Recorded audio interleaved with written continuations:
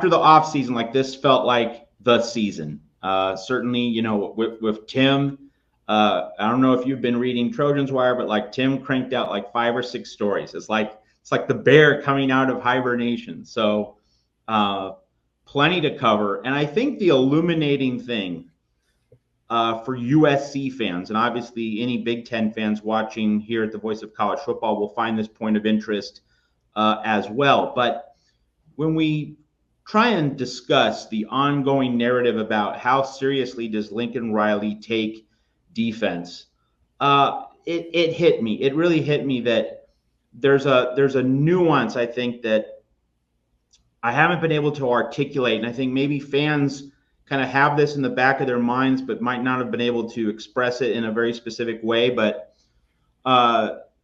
when people say that Lincoln Riley doesn't take defense seriously, you know, we know that he hired Danton Lynn and Eric Henderson and Matt Entz and Doug Belk, all these new defensive coaches. But when a lot of national commentators think that, you know what, they're not sold on the idea that USC's defense is going to be significantly better this year, it's not that they aren't aware that he hired new staff coaches. What they really are saying, at least this is kind of like my new awareness, is that there won't be accountability. That's what they think, that as long as Lincoln Riley is running the ship at USC, as long as he's at the top of the organizational pyramid, there won't be accountability on defense. Like, you have to do things the right way. You have to do things in a certain way. Our product has to look a specific way. That's really what a lot of national commentators, I think, are really trying to get at when they say that Lincoln Riley's not serious about defense. Because, you know, from a USC standpoint, if you've heard Tim Prangley, if you've heard me, like, boy, hiring these highly credentialed defensive coaches, sacking Alex Grinch, okay. Like, this is what it looks like when a coach takes defense seriously, putting the right guys in the right positions, emphasizing NFL player development in a way that we didn't have the past 2 seasons. Like, sure looks like he's taking defense seriously now. But for national commentators, I think the epiphany this week at Big Ten Media Days is that, you know, Lincoln Riley, he's just not going to put his foot down. He's not going to be there to be the tough guy, to absolutely insist on we have to do things the right way on defense. I think that's what a lot of people in the national pundit class are really focused on. And, you know, it's interesting that the USC defensive staff, the guys who appeared in a Los Angeles media availability way back in February when they were meeting the Los Angeles press corps, they all talked about a collaborative model. And that might be something that the national press corps, national pundits, national podcasters really might have missed, because a number of national commentators, one who used to work with me at College Football News, Barrett Sallee, he talked about Lincoln Riley having a top-down philosophy. But if you've heard Matt Entz and Doug Belk and Danton Lynn and Eric Henderson discuss, it's going to be 4 voices in a room, and maybe Taylor Mays also being involved as well. It's going to be a number of voices in the room. It's not going to be a hierarchy where one guy makes decisions and it just filters top down. No, this is a village. This is a village-like concept.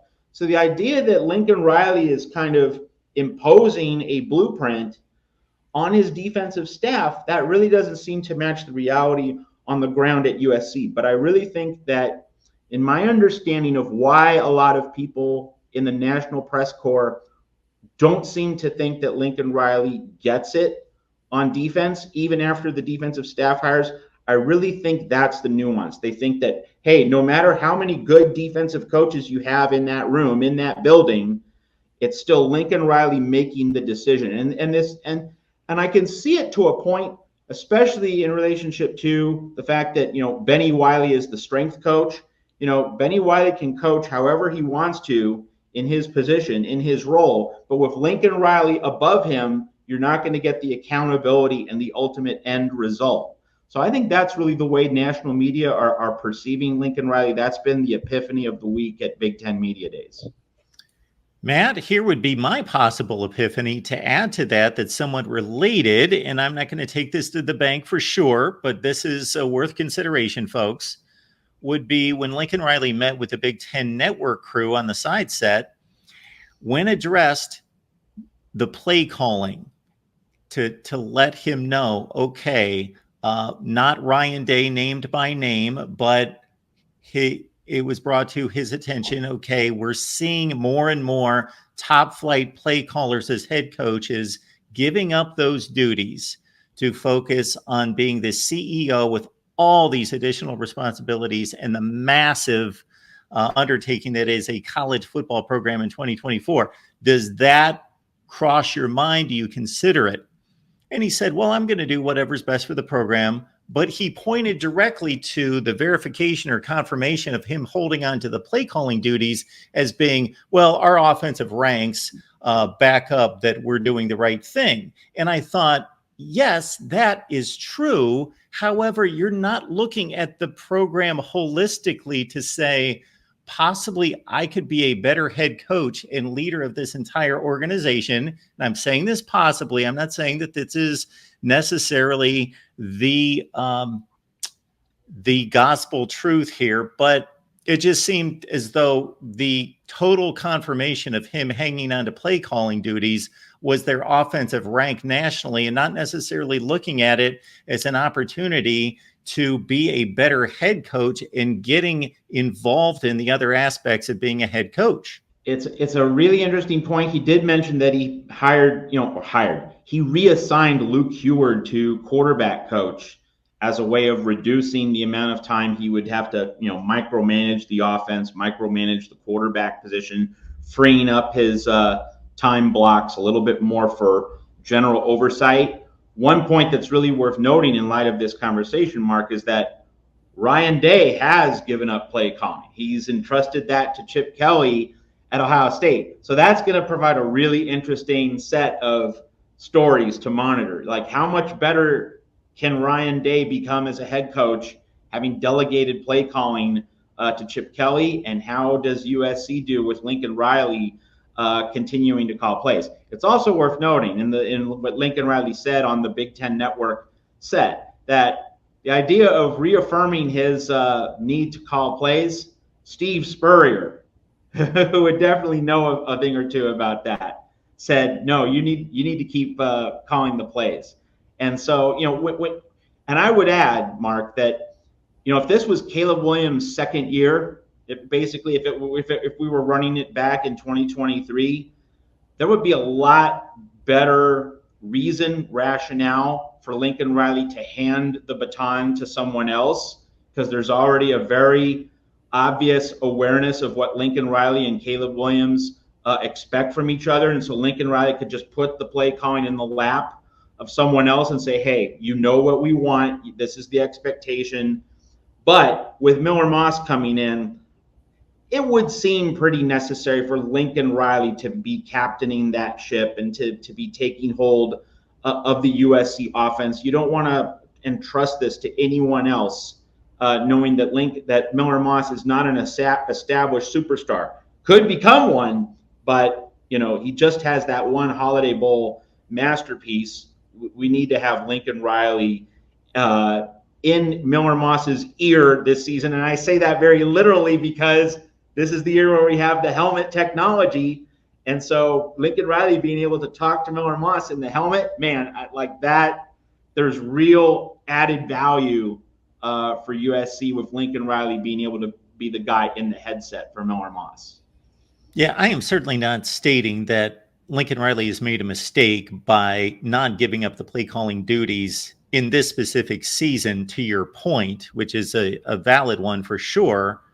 And I'm not even saying that he should give it up at any point. I'm just saying that, to me, it was telling his validation for keeping the play calling was justification based on an offensive rank, which we all know you can run an offense and develop quarterbacks and score 50 points a game. That's not the issue. It's that the head coaching responsibilities, the list has grown massive, and it's become much more complicated, and you just have to be more of a CEO. Now, he may prove us wrong, or me specifically wrong in the next few seasons. We shall see. Matt, the defensive staff, of course, I think it took quite a while for Lincoln Riley to be asked any questions about the offense. I don't know that he even was when he was at the big podium, because it was all about defense.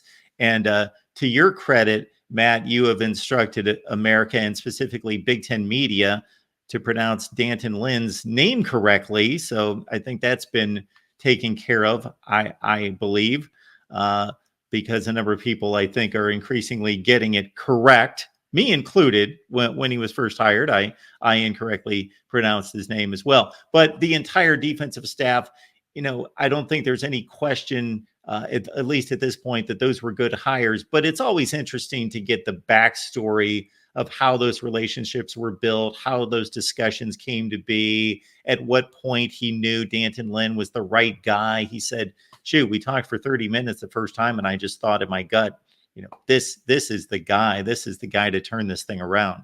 I mean, obviously, Lincoln Riley was impressed by D'Anton Lynn. I think one of the things that's really important in just affirming in terms of Lincoln Riley's move for D'Anton Lynn is that, the transfer portal opened December 4th, and USC's last regular season game was November 18th. So that was not Thanksgiving weekend. It was a week earlier. And so with that extra week, many people thought, and we talked about this here on the Voice of College Football, Mark, we talked about the idea that, okay, Lincoln Riley has this extra week. Boy, if he can get a defensive coordinator in place before December 4th, and that December portal window opening, like USC could really make some gains in the portal. But Lincoln Riley took his time. He didn't feel the need to just rush the hire. He was willing to wait it out for D'Anton Lynn. And then when Chip Kelly was initially, not fired by UCLA, like that created instability in and around the UCLA program and enabled Lincoln Riley to swoop in. So it's just an instructive lesson that waiting for your guy, waiting for the guy you think is the right fit. You might lose some recruits, you might lose a few portal prospects in one cycle, but you can always circle back at a later portal cycle. And so that to me is one of the instructive elements of D'Anton Lynn and Lincoln Riley hiring him. And while we're at it, while we're talking about the portal, Lincoln Riley made an allusion at a reference at Big Ten Media Days. We're not completely done yet, unquote, in terms of the roster. So maybe there's a late stage defensive line or offensive line pickup. Man, that would be tremendous news for USC if the Trojans can pull that off.